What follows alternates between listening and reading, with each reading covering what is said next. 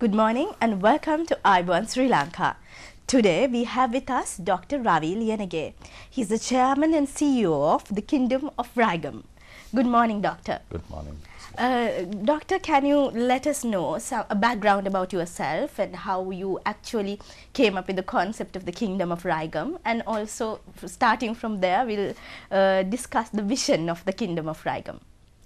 Actually, the Kingdom of Raigam name came from the place where we were hailing of. Now, I am hailing from area called Horana, where the Kingdom of Raigam earlier, a few centuries before, there was a kingdom called the Raigam Kingdom, governed by Raigam Bandara. We are all from Kingdom of Raigam, Horana.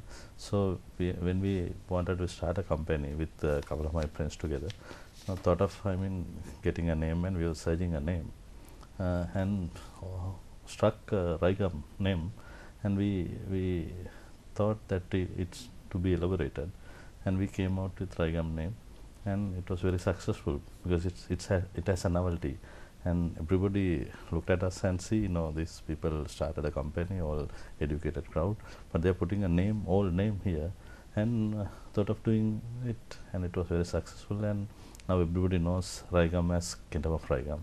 This is how it came.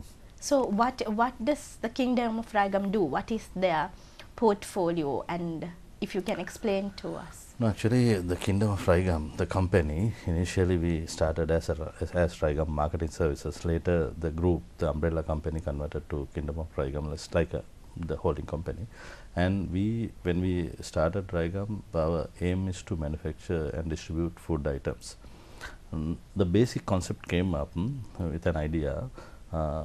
We all, myself and the chairman, MDK group of companies, and there are a couple of friends of mine, we wanted to start a business because we did our studies in management, and I did my BSc degree, and also that time I completed my MBA degree and was reading for my MSc, and thought of doing something special, and the idea came up, and we were searching for a business. What business we should do?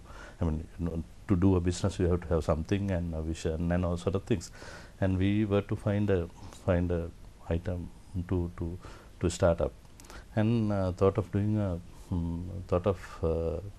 producing soya initially. Now I'll come back to the story and as to how we have started and why soya idea came up, and we started with 8 employees in 1997, about 13 plus years before, and we were very successful. Right now we have provided about 2,500 employment opportunities to the people, to the public, and also a holding company. The Kingdom of Raigam is a holding company of 9 subsidiary companies engaged in various industries. What are those industries? Basically, we are into food. The food manufacturing, everybody knows the market leader of soya industry, Raigam brand, and also we are in the salt industry, the Puttalam salt, and there are 4 salt companies belong to the group. That is Puttalam Salt Limited, and also Viber Saltons and Southern Salt Company, and in the upcoming the eastern part, the largest salton in Sri Lanka, the Eastern Salt Company, all belong to Raigam group of companies. And also we are into cosmetics, and we started producing Arya brand, sanitary napkin and all, and Deslin and Navaratna and all sort of things, Navaratna oil and all.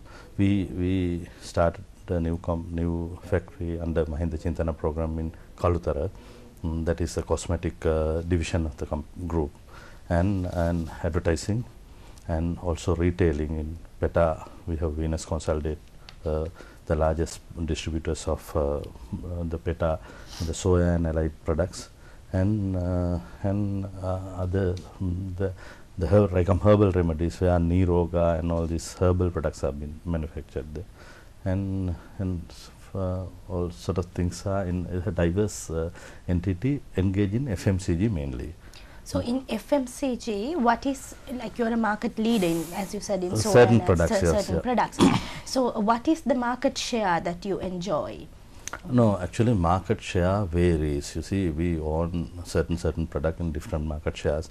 But soya industry, for example, we enjoy about, earlier we used to enjoy about 40, about 35% of market share, and now we have come down a little because now there are a lot of people engaged in the industry, and there are, when we started it was about 5 manufacturers of soya, and now it has gone up to 250 small scale manufacturer. I am proud to say that the trendsetters were us. I mean, we were to start the trend in a different direction. I will explain that topic as to how we set the trend and all. But now we are enjoying about 30% of the market share. We've been a market leader. The market leader of that kind of industry, about 70 million pouches, 7 million pouches per month are being produced in Sri Lanka.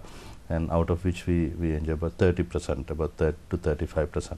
And in certain industries, certain in products like our Century napkin, we are number 2 in the brand, and we are fighting with a giant like EY and all. But we captured a reasonable share within a period of about 2 years since we started.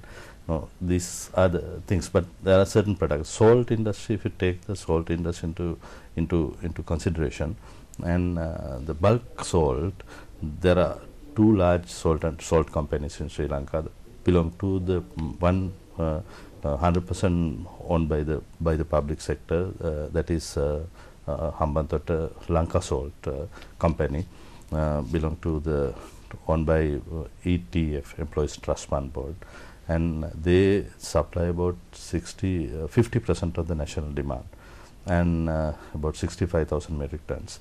And we, being the Puttalam Salt Limited, it was previously owned by the government and later privatized in 1997, and it is a private sector and the public sector collaboration, and we hold about 30% of the shares of this Puttalam Salt company. The rest goes to the government, the cooperative movement and the bankers and all. Now there's a nice combination of the public and private sector, and so we supply with Raigam and all, we supply altogether about 35% of the national demand of salt. It is about 50,000 metric tons. It's a big, huge amount of salt. And whoever who packs salt, especially they pack the refined salt, Raigam is Raigam product, whatever under the brand under which the product is there. So now you were talking about an example of a public-private partnership. Yeah. So how do you actually look at public-private partnerships, and how effective such partnerships can be in the context of economic development according to your experience? No, of course, that is a nice way of doing public and the public and the private sector partnership. We have proved in Puttalam Salt Limited. Last year we have made, I think financial year 2008-9 financial year, we were one of the largest percentage taxpayer. Right, we have made about 270 million net profit in the entity, and out of which we are distributed with the shareholders. And early in 1997, Puttalam Salt couldn't pay the salary bill of the employee, and to convert it later. But that time we were not a shareholder, but later we have brought certain shares belong to the public banks and also the cooperative sector companies, and we had really initiated, we initiated the private and the public sector management partnership. We, with the expertise, the knowledge and the marketing know-how and all these things what we had, and the public sector strength, together we had really ran the organization towards the direction of the profitability. And presently the best salt, and I must say, in Sri Lanka is Puttalam Salt Limited. We are producing about 30,000 metric tons with the control overheads, and the compared to the acreage production, we might be the largest acreage, the production per acre production record in Sri Lanka. Right, and also, Doctor, you were saying that you